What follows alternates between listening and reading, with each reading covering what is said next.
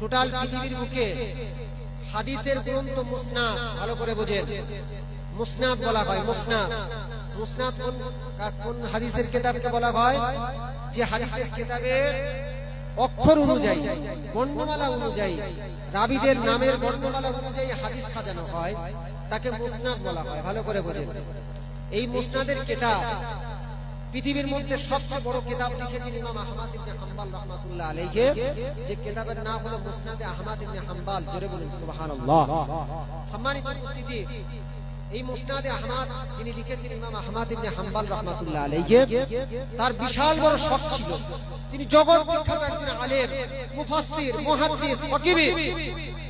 এই মুহাদ্দিস, মুফাসসির, ফকিহ ইমাম আহমদ ইবনে হাম্বল রাহমাতুল্লাহ আলাইহি, তার সবচেয়ে বেশি শখ ছিল চতুর্দিকে পৃথিবীর বিভিন্ন দেশে, মুসলিম কান্ট্রিতে ঘুরে ঘুরে, যেখানে হাদিস বর্ণনাকারী, যাদেরকে বলা হয় রাবী, যারা বড় বড় মুহাদ্দিস, তাদের কাছ থেকে তিনি হাদিস সংগ্রহ করবেন। তা খরাজা ইমাম আহমদ ইবনে হাম্বল রাহমাতুল্লাহ আলাইহি মিনাল বাইত, হদ থেকে একজন ইমাম আহমদ ইবনে হাম্বল রাহমাতুল্লাহ আলাইহি বার করেন লিতাফিজুল হাদিস, হাদিস সংগ্রহের জন্য। ভালো করে বোঝেন, হাদিস সংগ্রহের জন্য বার হয়ে পড়লেন। কোথায় যাচ্ছে? ইজিপ্টে, মিশরে, মিশর দেশে, বাগদাদ থেকে মিশর দেশে। ভালো করে বোঝেন, মিশর দেশে তিনি হাদিস সেখানে শুনেছেন, বড় একজন মুহাদ্দিস রয়েছে, তার কাছে যাবে, সেখানে গিয়ে কিছু হাদিস সংগ্রহ করে, রাসূলুল্লাহর হাদিস সংগ্রহ করে নিয়ে আসবে। ইমাম আহমদ ইবনে হাম্বল রাহমাতুল্লাহ আলাইহি, কত দোয়ার গুরুত্ব দেখুন কত। ইমাম আহমদ ইবনে হাম্বল রাহমাতুল্লাহ আলাইহি তিনি বাড়ি থেকে বার হলেন, কয়েকদিন ধরে বিভিন্ন রকম ভাবে সওয়ার হয়ে যাচ্ছেন। এখনকার মতো ভালো করে বোঝেন, আর তখন তো এয়ারপ্লেন বা কিছু ছিল না, ঘোড়ায় শহর বা উটে শহর হয়ে, সওয়ারি হয়ে তিনি যাচ্ছেন। যেতে যেতে যেতে যেতে বিভিন্ন জায়গায় রাত পার করছেন, বিভিন্ন জায়গায় তিনি সরাইখানা, তৎকালীন সরাইখানা থাকতো, ঠিক আছে, মসজিদ থাকতো, মাদ্রাসা থাকতো, মক্তব থাকতো, সেসব জায়গায় তিনি দিন পার করছেন। আস্তে আস্তে তিনি মিশরের মুখে তিনি একদিন পৌঁছে গেলেন। ভালো করে, আর একদিন হলে যার কাছে যাবে পৌঁছে যাবে ইনশাআল্লাহ। তা মিশরের মুখে তিনি পৌঁছে যাবার পরে, যেদিন পৌঁছাবে তার আগের দিন রাত্রেবেলা একটা মসজিদে তিনি প্রবেশ করেছেন। সেখানে তিনি এশার নামাজটা আদায় করেছেন। ভালো করে বলে, এশার নামাজ আদায়ের পরে, সেই সময়টা ছিল শীতকাল, এশার নামাজ আদায় করার পরে সেই মসজিদে ইমাম আহমদ ইবনে হাম্বল রাহমাতুল্লাহ আলাইহি, তারা তো জানে না যে ইনি জগৎ বিখ্যাত একজন ইমাম, ইমাম আহমদ ইবনে হাম্বল, সেখানে তিনি নামাজ পড়েছেন। নামাজ পড়ার পরে সেখানে তিনি রয়ে গেছেন। এবার সেই মসজিদের মোতাওয়াল্লি, সেই মসজিদের যে মোতাওয়াল্লি ছিল, সেই মোতাওয়াল্লি তিনি বলছেন, বাবাজি আমি তোমার চিনি না, মুসাফির, এই মসজিদে রাত্রিবেলা থাকার নিয়ম না, তুমি বার হয়ে চলে যাও। শীতকাল।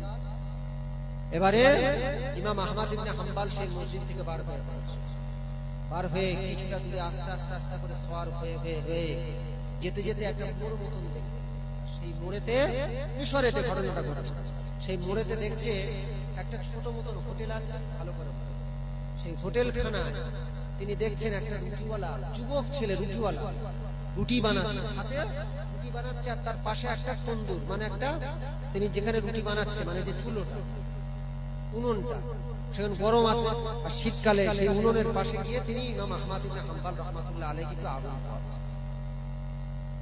তাই ইমাম আহমদ ইবনে হাম্বল রাহমাতুল্লাহ আলাইহি লক্ষ্য করলেন, রুটি যিনি বানাচ্ছেন তিনি একাই রুটি বানাচ্ছেন, একাই তিনি আবার কাস্টমারকে দিচ্ছেন, একাই আবার কাস্টমারদের থেকে টাকা নিচ্ছে, কিন্তু ইমাম আহমদ ইবনে হাম্বল রাহমাতুল্লাহ আলাইহি অনেকক্ষণ ধরে রুটি যিনি বানাচ্ছেন, সেই যুবক ছেলের মুখের দিকে তাকিয়ে তাকিয়ে রয়েছে। ইমাম আহমদ ইবনে হাম্বল দেখলেন কি যেন সদা সর্বদা বিড়ি বিড়ি বিড়ি বিড়ি করে যুবক ছেলেটা রুটি বানাচ্ছে, আর কি বিড়ি বিড়ি বিড়ি বিড়ি করে পড়ছে।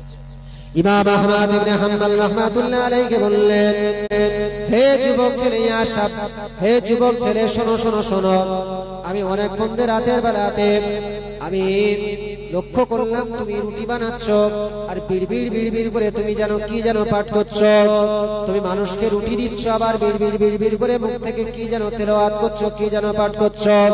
হে রুটিওয়ালা, তুমি কি একজন হাফেজ সাহেব আল্লাহর কোরআন তেলাওয়াত করছো নাকি?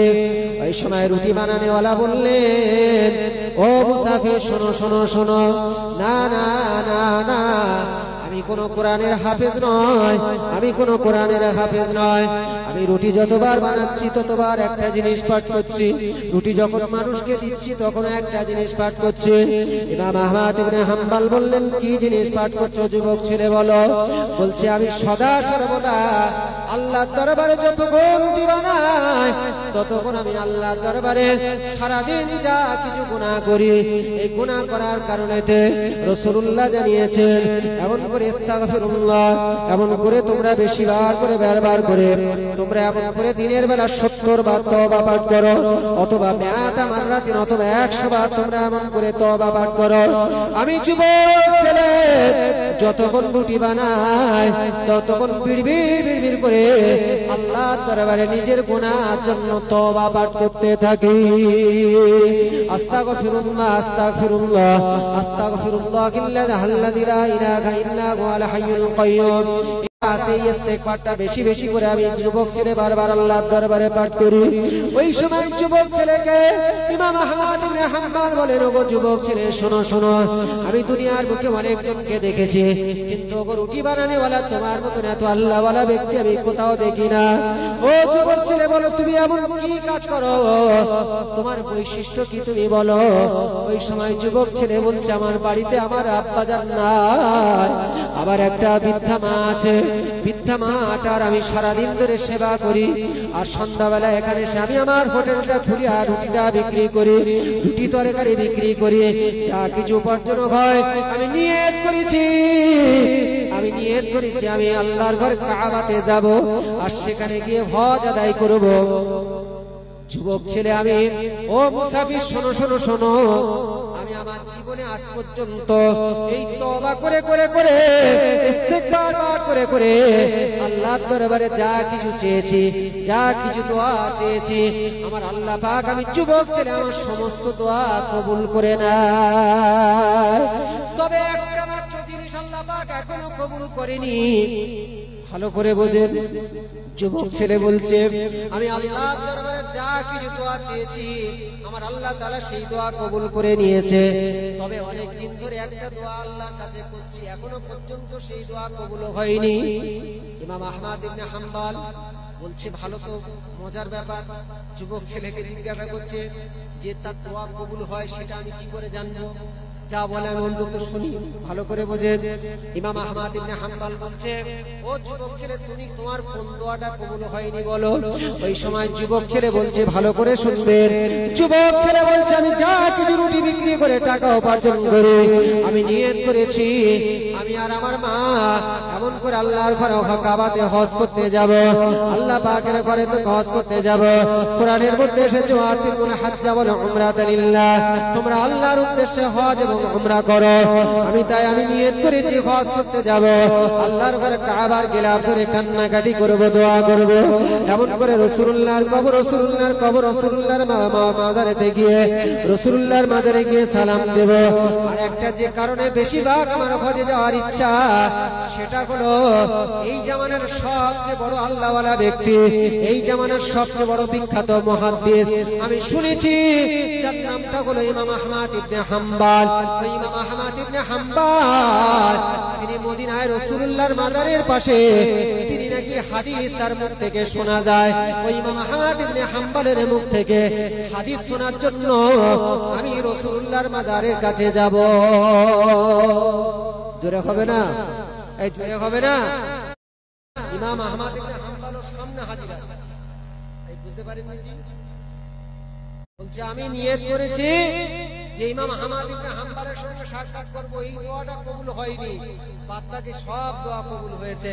ইমাম আহমদ ইবনে হাম্বল বলছে, এই যুবক ছেলে শোনো, আল্লাহ তোমার সব দোয়া কবুল করে নিয়েছে, তার কারণ যে মানুষকে তুমি তালাশ করছো সেই মানুষটা হলাম আমি ইমাম আহমদ ইবনে হাম্বল। জোরে বলুন, আল্লাহ তোমার কাছে মসজিদ থেকে দাঁড়িয়ে আল্লাহ আজকে তোমার দরবারে আমাকে জোর করে টেনে এনেছে। জোরে বলুন, এই জোরে বলা যাবে না সুবহানাল্লাহ? তাহলে দোয়ার গুরুত্ব কত রয়েছে, দুঃখের বিষয় সেই দোয়া আমরা আল্লাহর কাছে করি না। বড় আফসোস লাগে জি, বড় আফসোস লাগে জি, আজকের মুসলমান আল্লাহর কাছে একটু হাত তুলে যদি দোয়া করি, আল্লাহ পাক বড় খুশি হয়। আল্লাহ বড় খুশি হয় যে বান্দা আমার কাছে চাচ্ছে, বান্দাকে আমি সৃষ্টি করেছি। আল্লাহ পাক কোরআনের মধ্যে জানাচ্ছেন, ওয়া মা লিয়া লা আবুদুল্লাযী ফাতারানি ওয়া ইলাইহি তুরজাউন, বান্দা তোমার এমন কি হয়েছে। বান্দা একবার চিন্তা করে দেখলে না, আমি আল্লাহ তোমাকে সৃষ্টি করেছি, সুতরাং মরে যাওয়ার পরে আমি আল্লাহ, আমার কাছে তোমাকে ফিরে আসতে হবে। দুনিয়ার বুকে আজকে নিজেকে খুনি মনে করে শুধু আল্লাহ ছাড় দিচ্ছে, খালি উড়েই যাচ্ছি, হাওয়াতে উড়েই যাচ্ছি। কিন্তু যেদিন আল্লাহ পাক টান দেবে, লাটাই তো আল্লাহর, এই কথা বলে লাঠি আল্লাহর হাতে, তো যেদিন টান দেবে, কোরআনের মধ্যে এসেছে ফাইজা জাআলুহুম লা ইস্তাকিবুনা সাআতা ওয়া লা ইস্তাকদিমুন।